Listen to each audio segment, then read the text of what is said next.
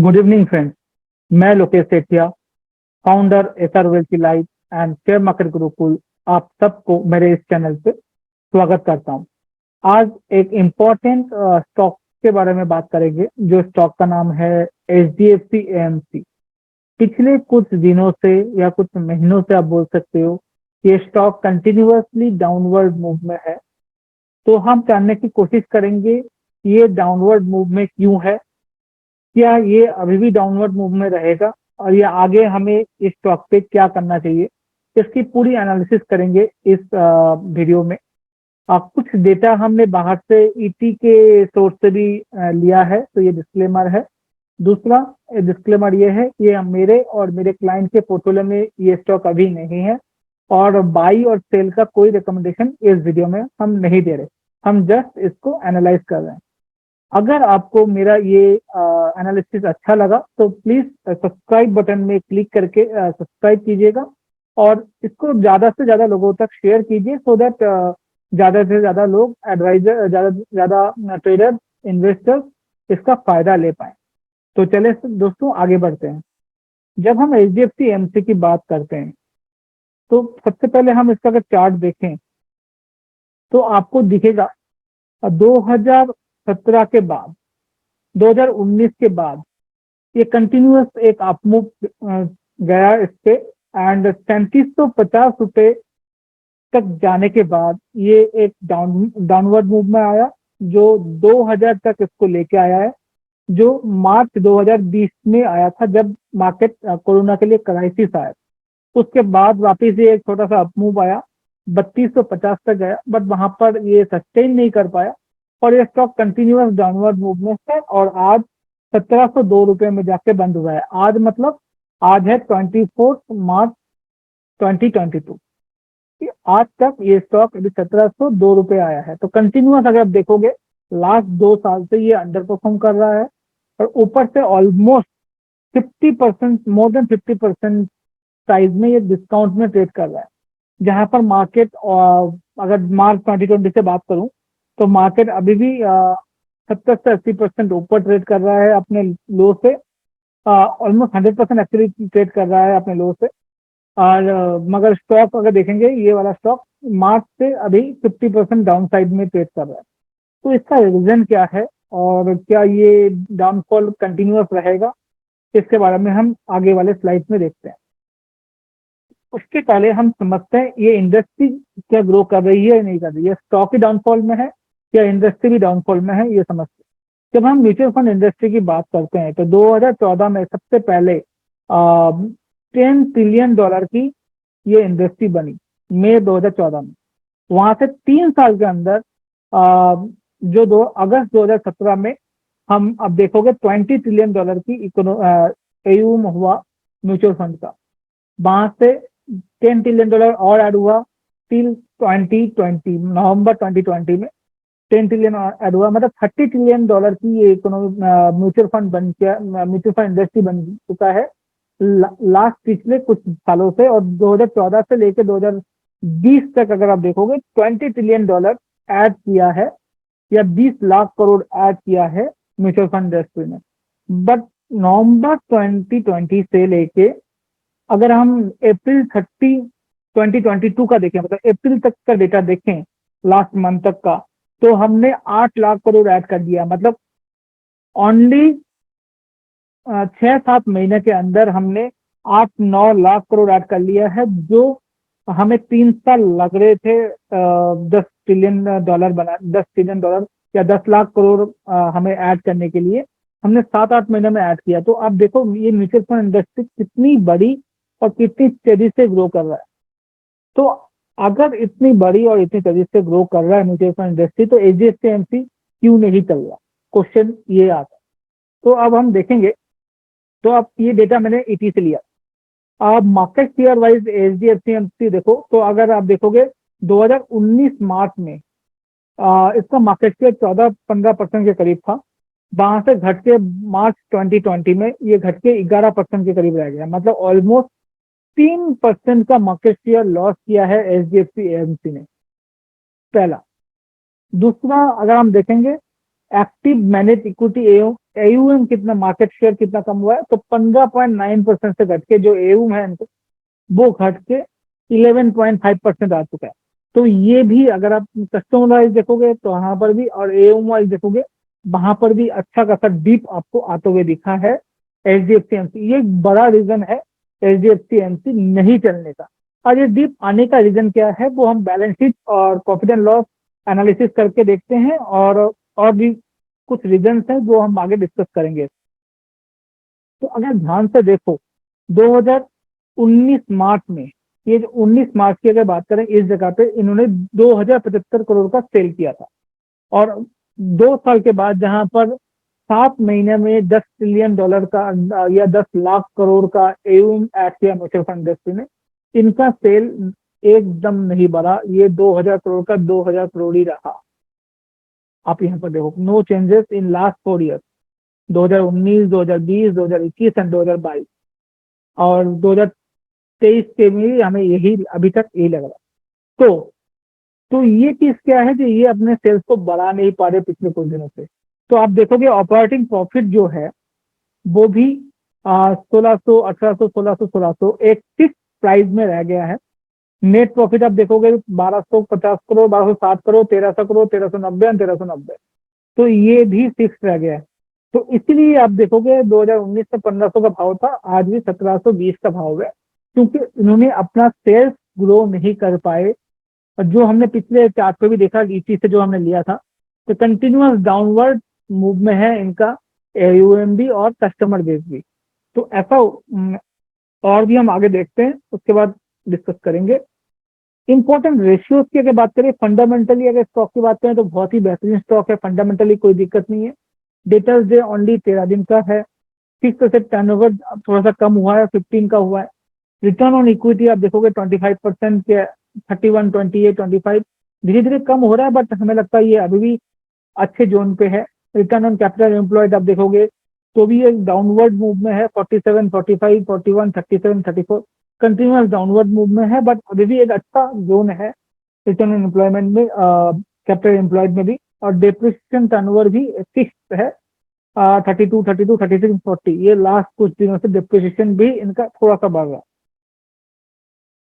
Cash flow देखोगे तो cash flow में कंटिन्यूअस पैसा आ रहा है, और अब 1200, 1200 टोटल 6300 करोड़ इनका कैश फ्लो आया है।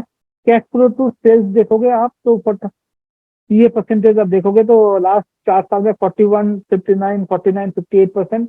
Cash flow to net profit भी अच्छा है, 92%, 100%, 81%, 88%। पैट अगर आप देखते हो तो 930, 1260, 1335 और 1390 का टोटल पैट है। तो कैश फ्लो में कोई दिक्कत नहीं है, ये डिविडेंड पेइंग कंपनी है। आज लास्ट 2016 से लेके 2022 तक इन्होंने कैश फ्लो इन्होंने जनरेट किया 6000 करोड़ का, उनमें से 3490 करोड़, मतलब ऑलमोस्ट 3500 करोड़ इन्होंने डिविडेंड दे दिया हम लोगों को। तो डिविडेंड पेइंग कंपनी है, तो कैश फ्लो में कोई दिक्कत स्टॉक पे नहीं है। और ना ही आरओसी आरओई अगर देखोगे आप, लास्ट जो स्लाइड में हमने देखा था वो भी ठीक है, फंडामेंटली इतना बुरा नहीं है स्टॉक। जस्ट बिकॉज इनका सेल्स अच्छा नहीं हो रहा, बिकॉज ऑफ दैट ये स्टॉक नहीं चल रहा, एक पॉइंट हमें मिल रहा है। तो अगर आप क्वार्टरली रिजल्ट भी देखोगे तो क्वार्टरली रिजल्ट में क्वार्टर एंड क्वार्टर आप देखोगे दिसंबर क्वार्टर से मैं कंपेयर कर रहा हूँ तो 6% का नेगेटिव रिटर्न है, 5% का नेगेटिव रिटर्न है। वन ऑपरेटिंग प्रॉफिट में ओपीएम मार्जिन 1% का है, ईबीटा -8% में है, पैट -5% में। ईयर ऑन ईयर भी ग्रोथ देखोगे, रेवेन्यू में सिर्फ 3% का है, ऑपरेटिंग प्रॉफिट -1%, ओपीएम मार्जिन 3% घटा है, ईबीटा भी 4% ओनली बढ़ा है, और पैट 9% टोटल बढ़ा है ईयर ऑन ईयर में। तो ज्यादा मुनाफा ये कंपनी नहीं कमा पा रही और रेवेन्यू ग्रोथ नहीं कर पा रही। तो ये एक दिक्कत की बात है क्वार्टर में क्वार्टर अगर हम देखते हैं तो। प्रॉफिट मार्जिन इनका बहुत अच्छा है, जो भी एओम बेस्ड कंपनी है, एसेट मैनेजमेंट कंपनी है, म्यूचुअल फंड है, उनका प्रॉफिट मार्जिन बहुत अच्छा रहता है। इसमें भी नेट मार्जिन आप देखोगे तो 60 के ऊपर है, और धीरे धीरे ये कंटिन्यूस ऊपर के तरफ ही जा रहा है। तो ये एक अच्छा साइन है कोई भी अच्छी कंपनी में, प्रॉफिट मार्जिन बहुत अच्छा है। मगर अगर आप आरओई देखोगे तो ये कंटिन्यूअस डाउनवर्ड स्लोप में है। आप ध्यान से देखोगे तो ये कंटिन्यूअस डाउनवर्ड स्लोप में है। जो 2015 में 50-60% के करीब रिटर्न ऑन कैपिटल एम्प्लॉयड हुआ करता था और रिटर्न ऑन इक्विटी 40 के ऊपर हुआ करता था, जो घट के 31/3/2021 तक ये घट के आप देखोगे तो 30-35 तक रह गया है।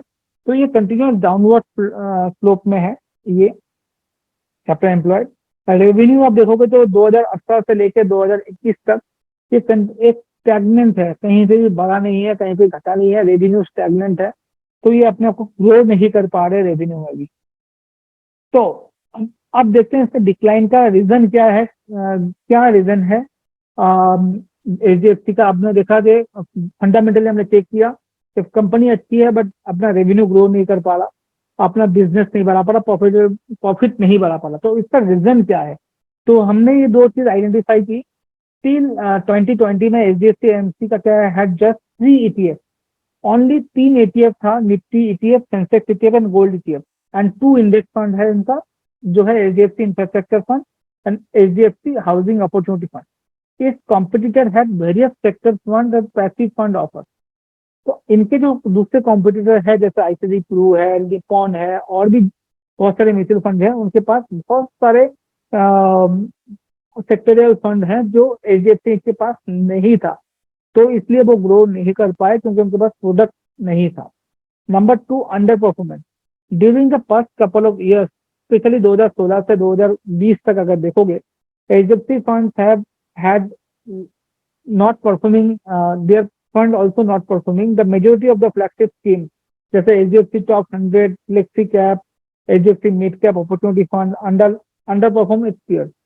ये पूरी तरह से अपने पीयर्स को अंडर परफॉर्म कर रहे थे। The reason for underperforming has to in stock picking strategy. इन्होंने क्या किया, इन्होंने ग्रोथ स्टॉक नहीं लेके वैल्यू पिक किया, और वैल्यू पिक करने के लिए जैसे आईटीसी हो गया, एनटीपीसी, इस तरह की कंपनीज में इन्होंने ज्यादा बेट किया है देन ग्रोथ कंपनी जैसे पीडीलाइट, टाइटन, इन सबको कंपनी से। तो जिससे क्या हुआ, इनका जो वैल्यू पिक था वो अभी तक परफॉर्म नहीं कर पाया था, इसलिए इनका स्टॉक नहीं, इनका म्यूचुअल फंड नहीं चला, इनका प्रॉफिट नहीं आया इनके एओएम में, और उसी वजह से कस्टमर्स जो है धीरे धीरे क्यों, बिकॉज ऑफ अंडर परफॉर्मिंग, इनसे अपना प्रोडक्ट स्विच करके दूसरे एएमसी में लेके जा रहे थे। अब क्वेश्चन आता है, अब क्या है जो इस कंपनी को इंक्रीज, मार्केट शेयर इंक्रीज करने में हेल्प करेगा और धंधा बढ़ाएगा? तो हमें क्या क्या लगता है? New product launch on this sector and passive side. तो एचडीएफसी एमसी का जो पहला दिक्कत था वो था उनका नया प्रोडक्ट नहीं था, सिर्फ 3 ईटीएफ थे। तो the company has introduce 10 new fund to fill the product gap in the last 1.5 years. In 2020, the company launched HDFC Banking ETF, HDFC Dividend Yield Fund, HDFC Multi-Cap Fund, HDFC Nifty Index 50 Fund, HDFC Development World Index Fund of Funds, HDFC Nifty 50 Equal Weighted Index Fund, HDFC Banking and Financial Service Fund, HDFC Asset Allocation Fund were launched in 2021. In the last quarter 2022, HDFC Nifty 100 Index Fund and HDFC Nifty 100 Equal Weight Index Fund are established. This shows that management is trying to regain its market share.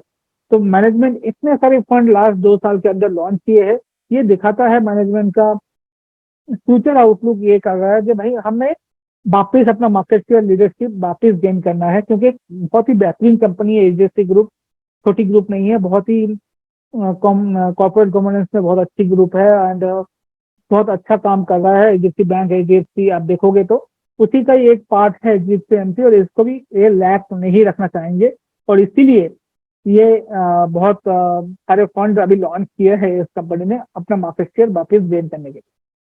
इसके अलावा क्या है, improving fund performance. इनका दूसरा जो reason था negative return का, या कस्टमर इनको छोड़ के जा रहे थे बिकॉज ऑफ इनका फंड परफॉर्मेंस अच्छा नहीं था। मगर इनका जो स्टॉक में वैल्यू स्टॉक में इन्होंने जहां पर इन्वेस्ट किया है वो है आईटीसी, एनटीपीसी, कोल इंडिया, एनएचपीसी, एचपीसीएल। आप देखोगे पिछले 6-8 महीने में ये सारे स्टॉक बहुत अच्छा परफॉर्म कर रहे हैं, और इसलिए इनका जो फंड का परफॉर्मेंस है बहुत अच्छा दिख रहा है अभी, और धीरे धीरे ये अपना पीयर ग्रुप से अच्छा काम कर रहे हैं, और इसीलिए कस्टमर्स वापिस इसमें अपना फंड इन्वेस्ट करने के लिए कर सकते हैं आगे जाके। तीसरा चीज जो इम्पोर्टेंट है वो है इनके एनएफओ पाइपलाइंस है, बहुत सारे एनएफओ आने वाले हैं इनके। तो वो क्या है, the company is in the process of expanding it's product bandwidth on the sector front. The company has filed 4 products: MNC fund, business cycle fund, defense fund and non-cyclical consumption fund। इसमें defence fund मुझे भी बहुत अच्छा लग रहा है दोस्तों, आगे आने वाले टाइम पे डिफेंस सेक्टर में बहुत अच्छा बूम हमें आते हुए दिखेगा। वो आगे हम कभी अलग से सेक्टर वाइज डिस्कस करेंगे इसके बारे में। Looking at the success of developed world index fund of funds, the company has filed for a fund that will track the MSCI Emerging Market Index. These 2 funds will give global exposure to the domestic investor। domestic investor अब global fund में भी, global shares में भी पैसा लगा पाएंगे HDFC fund के through. HDFC AMC has got approval for another 9 ETF। Currently there are 12 ETFs in the pipeline, total 12 pipeline में है। The market share of ETFs in the Indian mutual fund industry has increase significantly from 9.4% March 2021 to 11.6% in March 2022। This shows that passive funds are gaining traction, and with 12 ETFs in the pipeline, HDFC AMC is well positioned to the benefit from this trend। तीसरा सबसे बड़ा important चीज क्या है, merger between HDFC और HDFC bank. ये क्या करेगा, ये एक कंसोलिडेट करेगा एचडीएफसी बैंक को, और अपने प्रोडक्ट, अपने ग्राहक बनाने के लिए एचडीएफसी एमसी भी इसमें, इनका एचडीएफसी एमसी का भी बहुत फायदा होगा। After merger, the associates and subsidiaries of HDFC Limited will become associates and subsidiaries of HDFC Bank। This will provide opportunities to cross-sell products, and mutual funds are among them। In March 2019, 8.6% of the total AMU was granted through HDFC Bank। It reduced to 5%, 5.4% in the December 2021 quarter and increased to 5.9% in March 2022 quarter। As mentioned in the analyst call, 70% of the HDFC Limited do not bank with HDFC Bank। This shows that HDFC Bank has a potential to sell its product and mutual fund to the HDFC customers as well। तो आने वाले time पे जब ये merger होगा तो ये एक बड़ा बेनिफिशियरी होगा HDFC AMC भी। इन सबको ध्यान रखते हुए आपको एनालिसिस करना है, आपको समझना है, आपको ये रखना है कि नहीं रखना। फंडामेंटली कंपनी में हमें कोई दिक्कत नहीं दिख रही है, बट टेक्निकली एक डाउनफॉल है। रीजन मैंने आपको बता दिया। आपको नजर रखना है इनका क्वार्टर ऑन क्वार्टर सेल्स में। ये अगर सेल्स ग्रोथ करते हुए दिखते हैं आपको आने वाले क्वार्टर्स में, तो हमें लगता है ये स्टॉक वापिस एक आउट परफॉर्म कर सकता है। आपको ये ध्यान रखना है, लेने से पहले आप अपने एडवाइजर से जरूर बात कर लें, पर्सनल एडवाइजर जो भी है आपको उनसे बात कर लें, और तभी आप अपना डिसीजन बनाए लेने का या नहीं लेने का। आपको अच्छा लगे तो प्लीज सब्सक्राइब कीजिएगा, और कौन से स्टॉक पे आप एनालिसिस चाहते हैं वो कमेंट बॉक्स में लिख दीजिए, सो दैट हम उसको लेके आने वाले टाइम पे लेके आप। आज के लिए इतना ही। Thank you very much.